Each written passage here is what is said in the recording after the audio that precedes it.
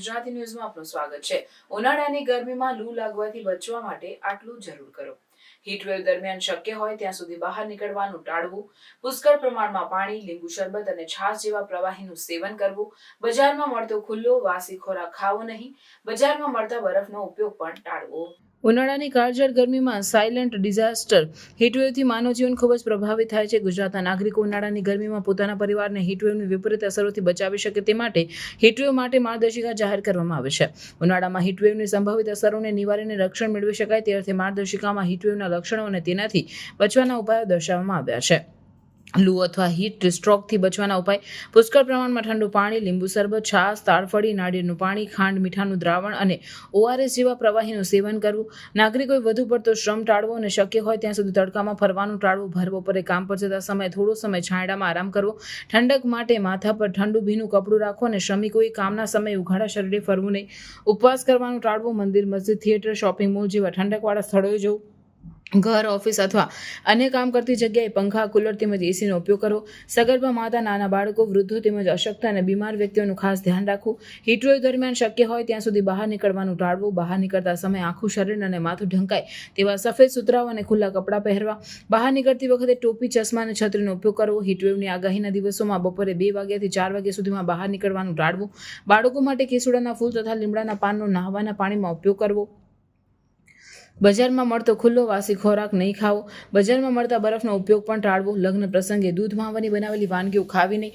ચા, કોફી અને દારૂના સેવનથી લૂ લાગવાની શક્યતા વધે છે, તેથી તેનું સેવન ટાળવું। ઘરની છત પર સફેદ રંગ, સફેદ ચૂનો અથવા સફેદ ટાઇલ્સ લગાવવાથી જે ઘરનું તાપમાન ઘટાડશે।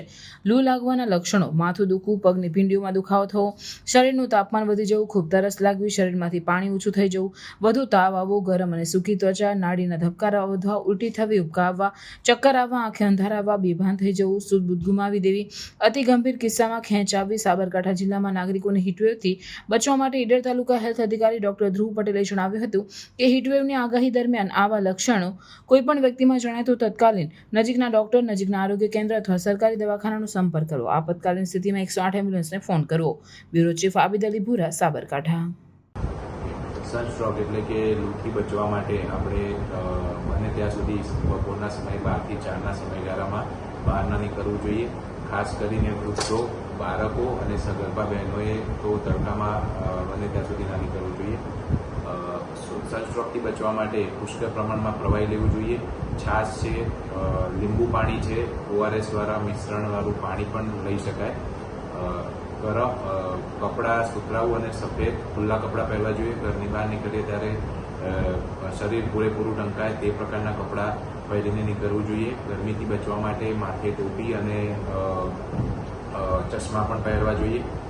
ઘરની ઉપર, ઘરની છત ઉપર સફેદ કલરનો કલર પણ કરી શકાય। આ સિવાય દિવસ દરમિયાન વધારે પડતા પુષ્કળ પ્રમાણમાં પ્રવાહી જેટલું વધારે જાય તેટલું સનસ્ટ્રોકથી બચી શકાય છે। ઠંડા પીણા, ચા, કોલ્ડ્રિંક, કોફી જેવું બને ત્યાં સુધી સનસ્ટ્રોકથી બચવા માટે ટાળવું જોઈએ કે જે શરીરની અંદર પાણીની માત્રા ઘટાડે છે। Thank you.